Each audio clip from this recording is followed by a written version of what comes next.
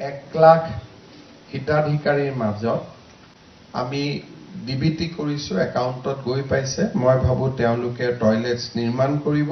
নমস্কাৰ বন্ধু বান্ধৱীসকল, অনলাইন সহাৰি ইউটিউব চেনেলৰ নতুন এটা ভিডিঅ'লৈ আপোনালোক সকলোকে স্বাগতম জনাইছো।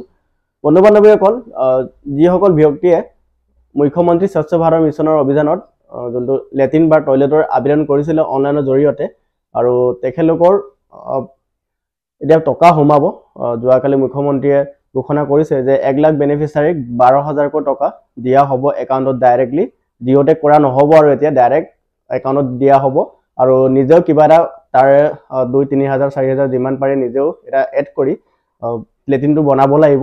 তো আপোনালোকে কেনেকৈ চেক কৰিব পইচা সোমাইছে নাই আপোনাৰ একাউণ্টত চেক কৰাৰ উপৰিও আপোনালোকে পৰ্টেলতো গৈ চেক কৰিব পাৰিব। কেনেকৈ চেক কৰিব আজি এই ভিডিঅ'ত মই দেখুৱাই আছোঁ আপোনালোকক।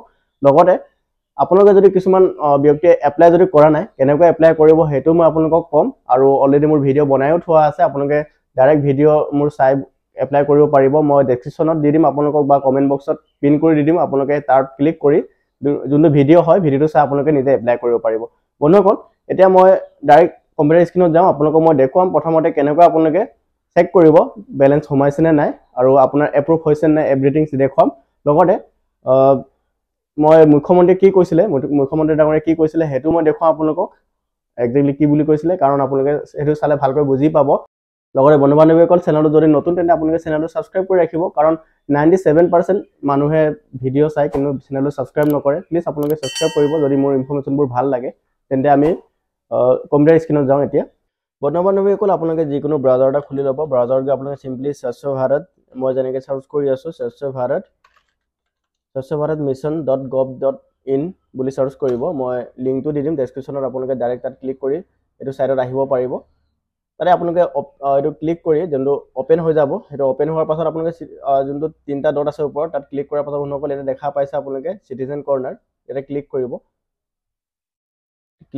ইয়াত ক্লিক কৰাৰ লগে লগে বন্ধুসকলে আপোনালোকে দেখা পাইছে এপ্লিকেশ্যন ফৰ ISSL যোনটো অপশ্যন হয় তাত ক্লিক কৰিব।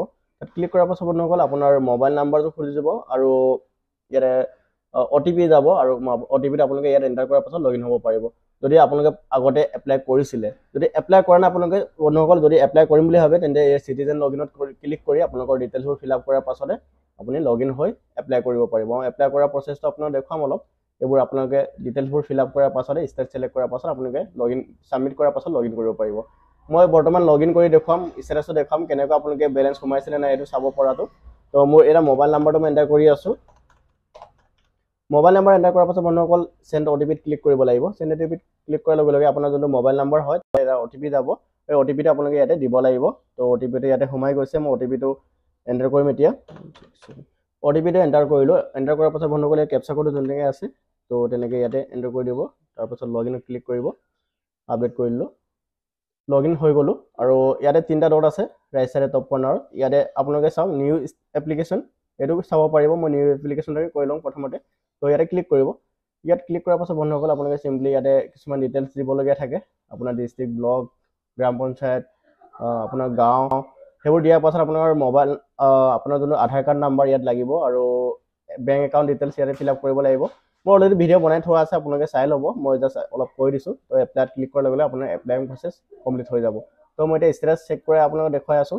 ভিউ এপ্লিকেশ্যনত ক্লিক কৰিব লাগিব। তাত ক্লিক কৰাৰ পাছত বন্ধুসকল ইয়াতে দেখা পাইছে ইয়াতে মোৰ বহুকেইটা এপ্লাই কৰি থোৱা আছে। তাক বন্ধুসকল কেফেত গ'লে আপোনালোকক নিজৰ মোবাইল নাম্বাৰ থ্ৰুদি কিছুমানে এপ্লাই কৰি দিয়ে আৰু কিছুমানে আপোনাৰ মোবাইল নাম্বাৰ জৰিয়তেও এপ্লাই কৰে। তো সেইটো আপোনালোকে প্ৰথমতে শ্বেয়াৰ কৰি ল'ব কোনটো নাম্বাৰ লগত আপোনাৰ এপ্লাই কৰা আছিলে। তো ইয়াতে ট্ৰেক ষ্টেটাছ যোনটো অপশ্যন হয় তাত চাব। বন্ধুসকল ইয়াতে দেখা পাইছে আপোনালোকে এপ্লিকেশ্যন ৰিচিভ আৰু এপ্লিকেশ্যন যোনটো ইয়াতে চিকিউৰিটি ডান হৈ গৈছে, ইয়াতে চোৱাও হৈ গৈছে। খুব সম্ভৱ এই 2 দিনৰ ভিতৰতে টকা সোমাব। ইয়াতে কিন্তু আগতে লিখা আছিলে এলোকেশ্যন ফৰ জিঅ' টেগিং আৰু ইয়াতে জিঅ' টেগিং ডান। ইয়াৰ পাছতে মেবি পইচা সোমাব বুলি ভাবিছিলোঁ, কিন্তু এতিয়া সেইবোৰ নহ'ব ডাইৰেক্ট, কাৰণ মুখ্যমন্ত্ৰীয়ে ঘোষণা কৰিলে অলৰেডি যে পইচা লগে লগে সোমাই যাব আজিৰ ভিডিঅ'তে। তো এয়া আছিলে আজিৰ ভিডিঅ'টো। যদি ভিডিঅ'টো ভাল লাগে আপোনালোকে লাইক কৰিবলৈ নাপাহৰিব। লগতে চেনেলটো যদি নতুন তেন্তে চেনেলটো ছাবস্ক্ৰাইব কৰি বেল আইকন ক্লিক কৰি ৰাখিব, কাৰণ মই এনেধৰণৰ ইনফৰ্মেটিভ কণ্টেণ্ট আপোনালোকৰ বাবে আনি থাকোঁ। আৰু কেনেকৈ এপ্লাই কৰিব মই অলৰেডি ভিডিঅ' বনাই থোৱা আছে। আপোনালোকক মই কমেণ্ট বক্সত বা ডেছক্ৰিপশ্যনত লিংক দি দিম, তাত চাই আপোনালোকে এপ্লাই কৰিব পাৰিব।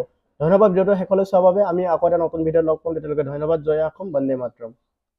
প্ৰধানমন্ত্ৰী মোদী ডাঙৰীয়াই টয়লেট ইণ্ডিভিজুৱেল টয়লেটছৰ ওপৰত গুৰুত্ব দিয়ে বিকজ ই বহু সময়ত চেনিটেশ্যনে আমাৰ ডিজিজ প্ৰিভেণ্ট কৰিব পাৰে আমি আগতেও টয়লেটছ অসমত বনাইছোঁ কিন্তু আমি এতিয়া এই কামত বেনিফিচিয়াৰীক আমি এটা পাৰ্টনাৰশ্বিপত লৈ আমি কামটো কৰিব খুজিছোঁ কাৰণ য'তে য'তে মিডলমেন ইনভলভ হয় তাত আউটপুট কমি যায় অৰ্থাৎ যদি আমি 12,000 টকাৰ টয়লেটছ দিছোঁ 3,000 টকা কন্ট্ৰেক্টৰ প্ৰফিটৰ পিছত 9,000 টকা দি আমি ভাল টয়লেটছ এটা বনাব নোৱাৰোঁ সো আমি এটা আৰম্ভ কৰিছিলোঁ যোৱা বছৰ 1 লাখ মানুহক আমি 12,000 টকা মুকলি কৰি দিছিলোঁ আৰু আমি দেখিছোঁ যে নিজৰ টয়লেটটো বনালে মানুহজনেও লগত 2,000 টকা যোগ কৰি দিয়ে so it becomes a good toilets আৰু হেতুৱে আমাৰ কাম পাৰপাসটো সাৰ্ভ কৰে আজিও আমি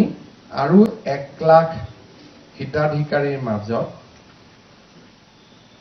আমি ডিবিটি কৰিছোঁ একাউণ্টত গৈ পাইছে মই ভাবো তেওঁলোকে টয়লেটছ নিৰ্মাণ কৰিব আৰু আমাৰ হস্পিটাল সমূহত পেশেন্ট কমক তাকে আমি আশা কৰিছোঁ